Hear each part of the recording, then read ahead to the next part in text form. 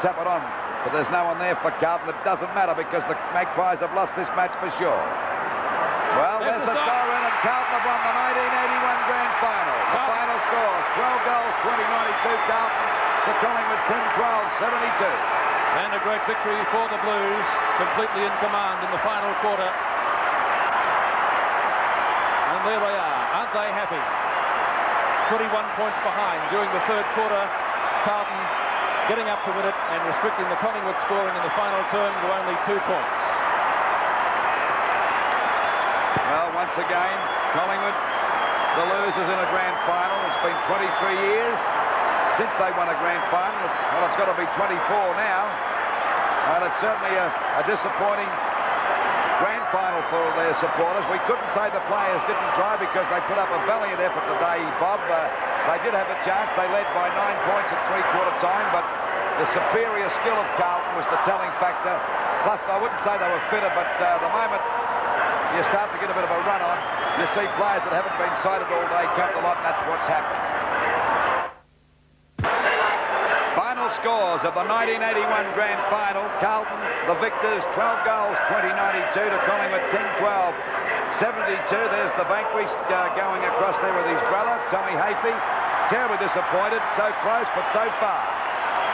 We see the Carlton crowd out there celebrating with champagne. Mark McClure very happy, but there's no doubt the two outstanding players in this match today were Bruce Dool on the half-back flank or centre half-back, wherever he was playing.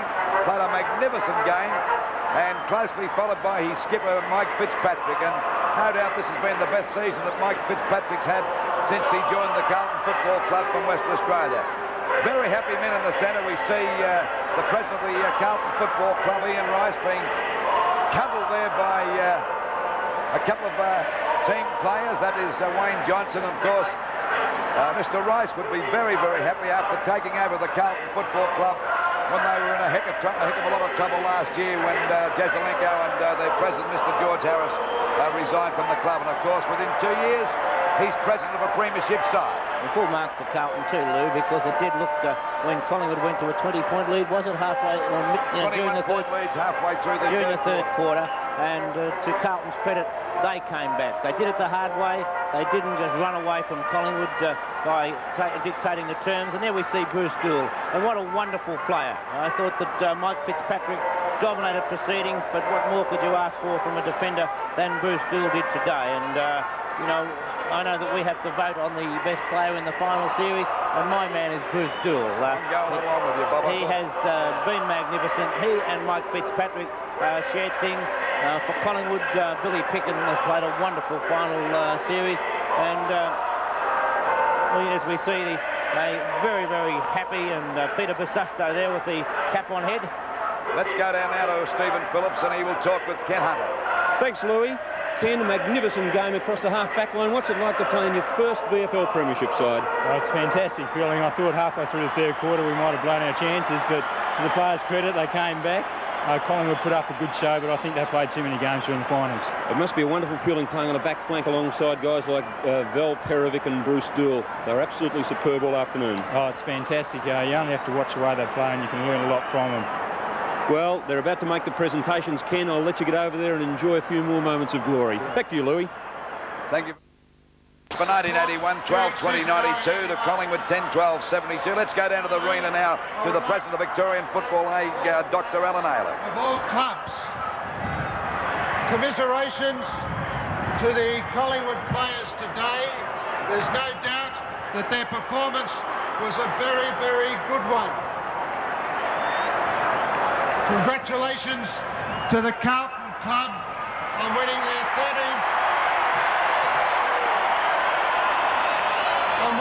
13th premiership. It was a great effort by the 40 players on the ground today and to all concerned with the grand final match. It's my duty now to announce the winner of the Norm Smith Medal. The medal goes to Bruce Dool.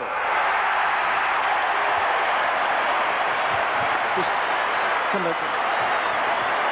to make the presentation, Mr. Peter Smith.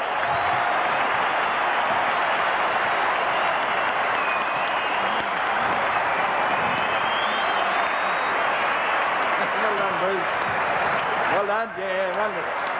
Well done.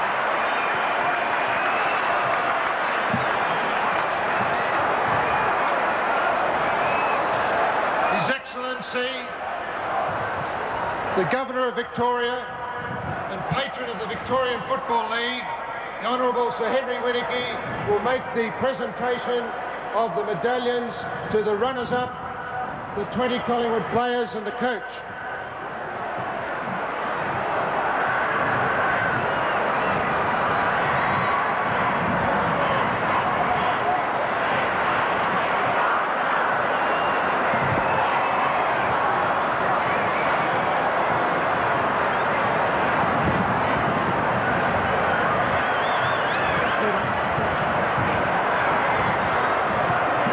Acknowledge the Collingwood players.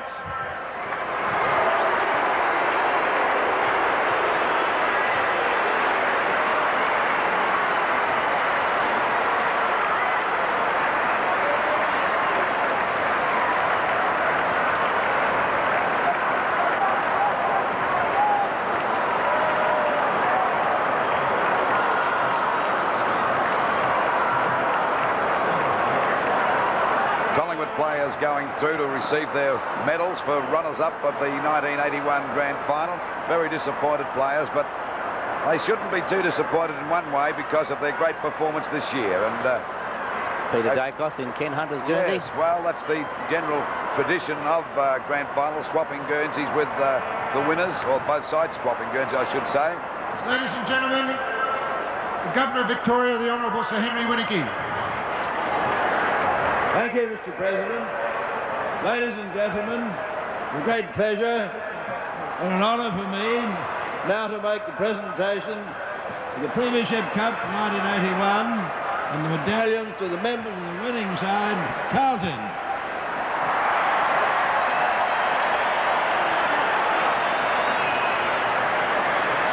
Today's match, ladies and gentlemen, I think you'll all agree was a magnificent football match and a fitting climax to another great season for the Victorian Football League. Now it gives me the greatest pleasure indeed to make the presentation.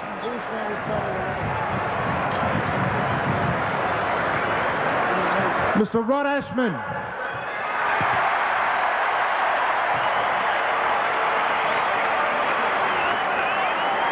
Jimmy Buckley. Phil Malin. Peter Pisasto. Wayne Johnson. Mark McClure. Kenny Sheldon.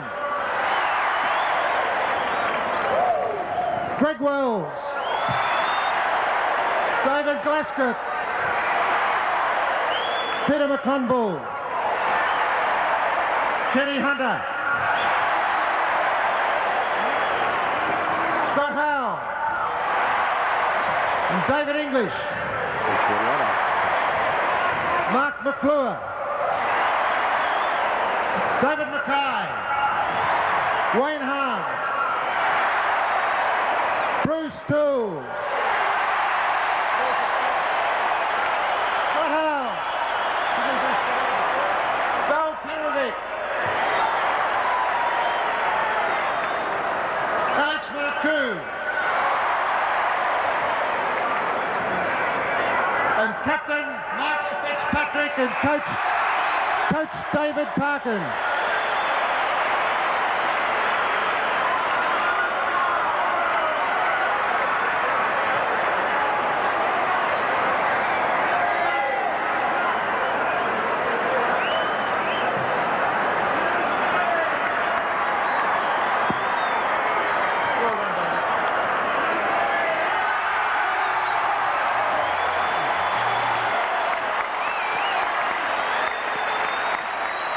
The moment everybody waits for, Lewis. That's right, Bob, and Mike Fitzpatrick should be very proud because in the two matches he's played in the finals, as a matter of fact, for the entire year, he's been a splendid captain and, of course, a champion player, and he played a magnificent game today. That's what they do to the coach. Once you've won the flag, you can do as you like because the coach couldn't care a damn about it. And of course, I should imagine the government would be pretty happy that David Parkin coached Carlton to a premiership, because he was an ex-Hawthorn coach and player. And the captain of the Victors going around the ground now. And Greg Wells will be absolutely delighted at the moment, Lou, having played in a team at Melbourne that never ever made the finals. Now to play in the premiership side, the wish of everybody. I noticed when Peter Bazzusto got his medal too, his first in Victorian football, he kissed the medal, and that's how you feel. And I guarantee that you think you're going to have a great time tonight when you win a premiership, but the letdown is tremendous. You just can't enjoy yourself. You're that damn tired, and you just people are talking to you and congratulating. It's going in one ear and out the other. It's a letdown. Most people are. Well, it's a letdown. That's right. Yeah. It's a letdown, and probably the next couple of days, that's when they'll let themselves go. And they were worthy winners. They've been on top of the league ladder with Collingwood for all the year, and both sides, we should say something about Collingwood.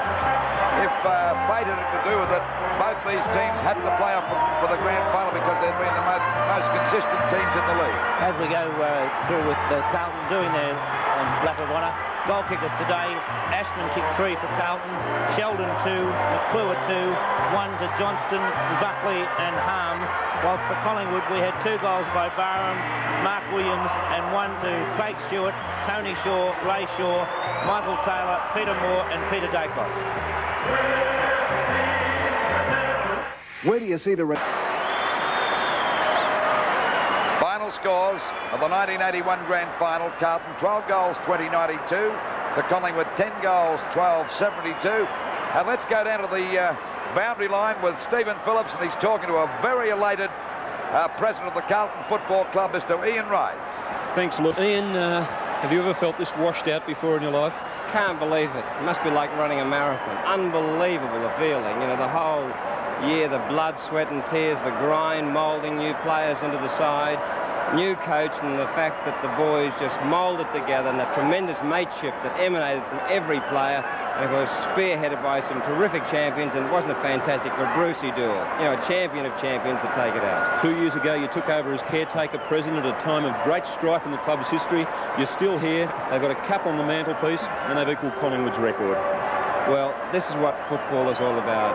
You know, nobody could believe the feeling, that to think all that turmoil 2 years ago, and the new administration, new financial structure, addition of 4 or 5 great recruits, each one a terrific winner, and here we are in the MCG with the flag. You know, what more can you say?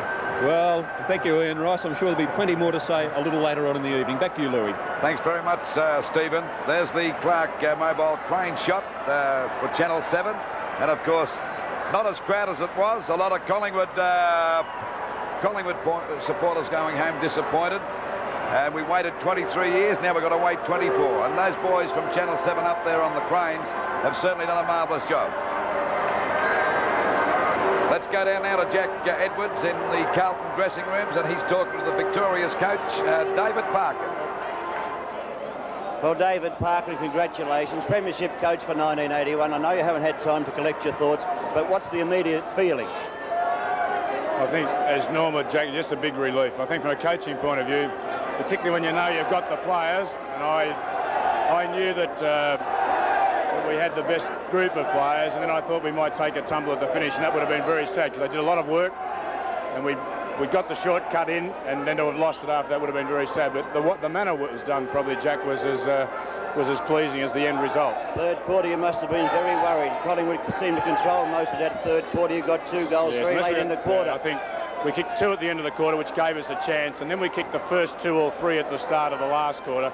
And I thought if we were round about, then we had enough in us. I knew we had lots of fitness and lots of running in our legs if we were close enough to do it, and we got a bit of momentum, and I think then Collingwood found it very hard. They've worked so hard, Jack, to get there. It was going to be difficult for them to find something if we actually headed them, and that was the way it worked out. What you're saying, your 1 week spell must have stood you in good stead in the because you've got fit players to start with, Jack. You know, there was no doubt about our running. Our capacity to run was going to be good. We kept that up, but we had players who went onto the ground not carrying injuries, eager to do the job, and a fresh approach. And I think that's more difficult when you've come the hard way as Collingwood have done. I know you don't like to individualise, but I thought your skipper's game, Fitzpatrick and Bruce Dool, they played fantastic games of football. Yes, we really did. I know you did. But Michael, since he broke his hand bones just before the Essendon game, and few people realise that he was in a dreadful state as in his own mind. He had a hand that he couldn't put pressure on the ball, and he didn't want to let the team down from a leadership or a playing point of view. He went out that day and was best man on the ground, and I think, talk about man know thyself, I think from that moment forward, Michael has been the best leader in the competition, and he's carried it right through the finals and the important games leading up to it, and I think he, more than any other one player, showed the way for the rest. And of course the experience of Bruce Dool in the back half, I think it was justly rewarded with the medal. The loss of English must have been a problem at the time. It was, because we'd shifted Harms and McConville, and that had worked for us, and then having to take Harms actually back out of the play was a bit of a disappointment. And Des have been a good player. Des English has been superb over the last few weeks, and I thought we might have trouble covering that because it took McConville out of the forward line, who was starting to show a bit too. But the job McConville did on Renee Kink was fantastic. Very good, yeah. Then we took a bit of a risk to change Harms and Kink, because when the game was even, we had to do something. And that worked for a short period of time, and then we were forced, because of the English business, to restructure the side. Well, thank you very much, Dave. I'll let you get back to your team, and congratulations once again. Thanks very much, mate. Thanks very much, Dave. Well, a very happy Carlton dressing rooms, and you can't blame them for that. And full marks to David Parkin. Congratulations to him, because he's done a wonderful job with Carlton this year. And he took the club on at a difficult time, because there was a little bit of animosity for the moment. He was appointed coach after they sacked Percy Jones, and of course he's got the score on the board now. Bobby's a premiership of coach of a premiership side in 1 year, which is a fantastic effort. And he's done it at 2 clubs, Lou. That's right. So there's not too many coaches who've coached premiership sides at more than 1 club. Ron Barassi's one that quickly comes to mind, but there's not too many, that is for sure. And it is a wonderful job by David Parkin. He's had the complete respect of all of the players out there, and he had some good players there today. Bruce Dool and Ken Hunter, McConville, Harms, Perovic were magnificent in defence. Malin progressed as the game went along. Wells and Glasgow did their share, and Basusto was in there pitching all the time, even though it was one of these poorest games. And full marks to David Toomey for the job that he did do against Basusto. Bill Picken likewise was a wonderful trier, and although Mark McClure kicked 2 goals, Bill Picken had the better of McClure on the day and has given Collingwood a wonderful final series. We mentioned Fitzpatrick, and from Peter Moore's point of view, he dropped some marks that he should have taken, but that's the most remarkable recovery that I've ever seen, and I'm amazed that Peter Moore was carried off in the manner that he was, because I just didn't believe any player could come back and see a game out anyway. Well, Carlton have equalled Collingwood's record of 13 premierships now, and that stood for a long time. I don't know whether it's going to be an unlucky number for Carlton, as has been for Collingwood. They've stood on there for 23 years, and no doubt there'd be a lot of disappointed Collingwood officials, players and supporters.